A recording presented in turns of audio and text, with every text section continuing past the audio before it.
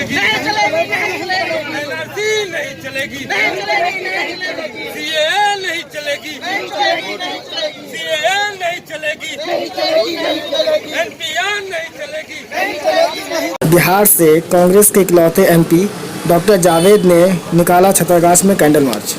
1 तारीख को सिर्फ 3 लोग थे, क्योंकि वहाँ पे डंडा उंडा चला था, हिम्मत नहीं हुई थी।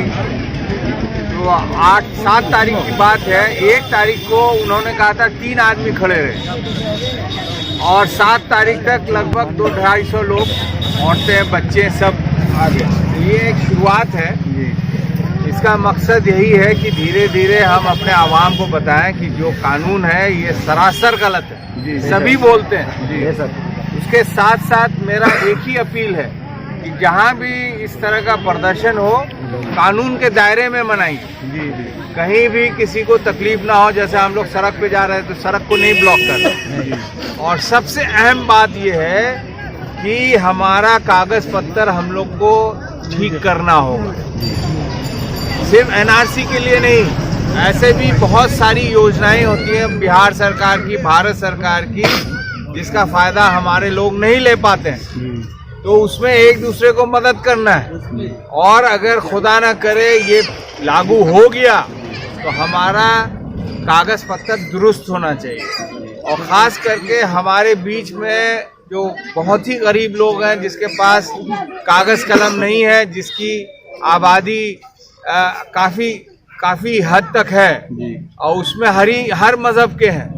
हमारे जो आदिवासी भाई हैं उनका तो बहुत ही कम लोगों का कागज पत्तर होगा, या हमारे दलित भाई बहन हैं उनका भी बहुत कम जगह कागज पत्तर होगा। तो ये निशाना बीजेपी जो आरएसएस है वो 2% हिंदुस्तानियों का सोचती है बस। अब बाकी 98% को अपना गुलाम बना के रखना चाहते हैं, और उसी का ये पहल है। आप देखें आसाम में क्या हुआ। 19 लाख में लगभग 14 लाख हमारे हिंदू, सिख, बुद्धिस्ट, क्रिश्चियन ये लोग हैं, महिलाएं हैं।